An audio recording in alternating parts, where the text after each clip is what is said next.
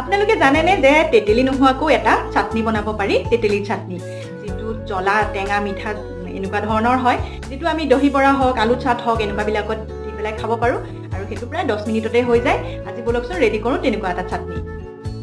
আচলতে মই বনাম আমচুৰ পাউডাৰ দি পেলাই টেঙা মিঠা জ্বলা চাটনি। তাৰ কাৰণে মই 1 কাপ গুড় লৈ লৈছোঁ, গুড়খিনি ভালদৰে উতলিব দিম আৰু তাতে অকণমান পানীও দি লৈছোঁ। তাৰপিছতে ইয়াত দিম মই অকণমান নিমখ আৰু দিম জিৰা গুড়ি আধা চামুচ, জলকীয়া গুড়ি আধা চামুচ আৰু আমচুৰ পাউডাৰ ল'ম 2 চামুচ।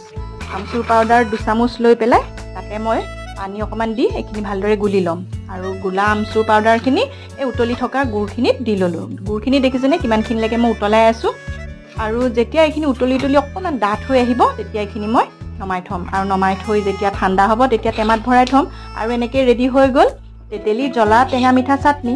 আজিলৈ আহিছোঁ।